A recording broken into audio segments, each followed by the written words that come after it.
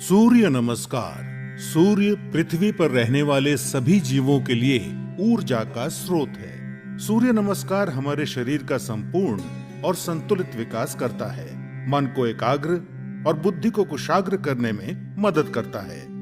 आध्यात्मिक उन्नति के लिए सूर्य नमस्कार को महत्वपूर्ण माना गया है। सूर्य नमस्कार 8 अलग अलग आसनों की मदद से 12 चरणों में क्रम से किया जाता है।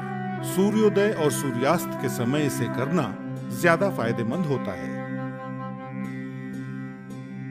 सबसे पहले आप अपने दोनों पैरों को आपस में जोड़ते हुए बिना कंधों को झुकाए सीधे खड़े हो जाएं। सुनिश्चित करें कि आपके हाथ शरीर के समीप हों और आपकी ठोड़ी जमीन से समानांतर हो। अपने शरीर को दोनों पैरों पर समान रूप से संतुलित करें। इस स्थिति को समस्थिति कहा जाता है। पहले चरण को करने के लिए सांस लेते हुए अपने दोनों हाथों को आपस में जोड़ें और अपनी छाती के समीप नमस्कार मुद्रा में ले आएं। इसे प्रणाम आसन कहा जाता है। अब सांस छोड़ें। दूसरे चरण में धीरे धीरे सांस अंदर लेते हुए अपने शरीर को कमर से ऊपर की ओर खींचें और अपने दोनों हाथों को अपने सर के ऊपर ले जाते हुए अपने सर और कमर को पीछे की ओर झुकाएं। अपनी टांगें सीधी रखें। इस आसन को हस्तोत्तनासन कहा जाता है। अब तीसरे चरण के लिए धीरे धीरे सांस छोड़ते हुए अपने शरीर को आगे की ओर तब तक झुकाएं जब तक आपकी दोनों हथेलियां आपके पैरों के दोनों तरफ जमीन को छू न लें। ध्यान रखें कि नीचे झुकते समय आपकी भुजाएं और सर एक ही साथ में हो। इस आसन को पादहस्तासन कहा जाता है।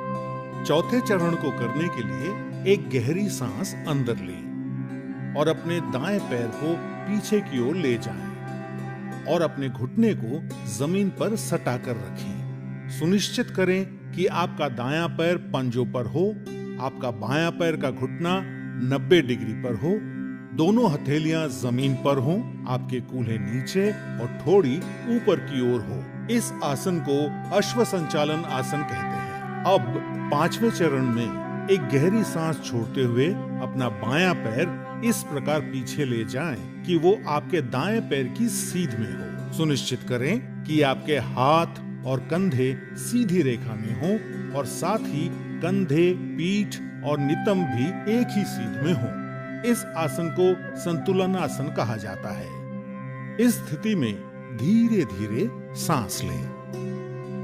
छठा चरण, सांस छोड़ें। अब अपने दोनों घुटनों को एक साथ जमीन पर रखें और अपनी छाती और माथे को भी जमीन पर रखें। सुनिश्चित करें कि आपके कूल्हे ऊपर की ओर और आपकी कोहनियां आपके शरीर के समीप हों। इस आसन को साष्टांग नमस्कार आसन कहा जाता है क्योंकि आपके शरीर के 8 अलग अलग अंग जैसे दोनों पांव के पंजे, दोनों घुटने, दोनों हथेलियां, छाती और माथा जमीन को छूते हैं। ध्यान रखें कि आपके शरीर का वजन 8 अंगों पर सामान्य रूप से वितरित हो। अब 7वें चरण के लिए सांस अंदर लेते हुए अपनी श्रोणी यानी पेल्विस को नीचे लाते हुए अपने सर और छाती को आगे की ओर सरकाएं और अपने शरीर के ऊपरी हिस्से को नाभि तक उठाएं। सुनिश्चित करें आपके पैरों के पंजे बाहर की ओर और टांगे सीधी हों। इस आसन को भुजंग आसन कहा जाता है। 8वां चरण, धीरे धीरे सांस छोड़ते हुए अपने पैरों के पंजों को अंदर की ओर मोड़ें और अपने कूल्हों को इतना ऊपर ले जाएं कि आपका शरीर एक पर्वत का आकार ले ले। सुनिश्चित करें आपकी दोनों टांगे सीधी, हथेलियां जमीन पर हों और आपका सर भुजाओं के बीच हो। प्रयास करें कि आपकी एड़ियां जमीन को छू सके। इस आसन को पर्वत आसन कहा जाता है।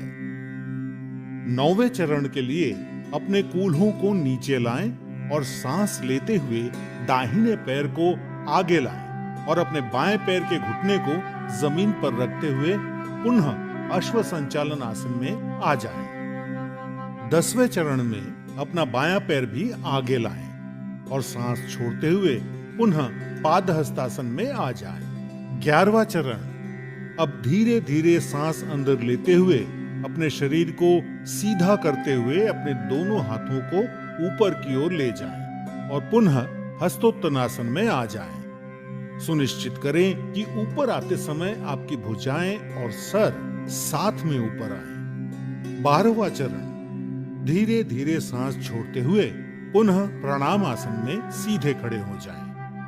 अब इस पूरे अनुक्रम को अपने बाएं पैर से दोहराएं। सूर्य नमस्कार से आपके फेफड़ों की क्षमता बढ़ती है। सूर्य नमस्कार आपके मेटाबॉलिज्म में सुधार लाता है और मधुमेह के प्रबंधन में उपयोगी पाया गया है। सूर्य नमस्कार अंतःस्रावी ग्रंथियों यानी एंडोक्राइन ग्लैंड्स के स्राव को नियंत्रित करता है। सूर्य नमस्कार आपको वजन को सही रखने में मदद करता है और आपके मेरुदंड और आपके कमर की मांसपेशियों को मजबूती प्रदान करता है। उच्च रक्तचाप यानी हाई बीपी के रोगियों को इस आसन को सावधानी के साथ करना चाहिए। हर्निया और पेप्टिक अल्सर के रोगियों को सूर्य नमस्कार नहीं करना चाहिए। सायटिका, सर्वाइकल स्पॉन्डिलाइटिस और अक्यूट आर्थराइटिस के रोगियों को भी सूर्य नमस्कार नहीं करना चाहिए। महिलाओं को मासिक धर्म के समय और गर्भावस्था में सूर्य नमस्कार नहीं करना चाहिए। नियमित रूप से सूर्य नमस्कार का अभ्यास आपके शरीर को विषाक्त पदार्थों से मुक्त यानी डिटॉक्स करता है और आलस को हटाकर पूरे शरीर को सक्रिय करता है।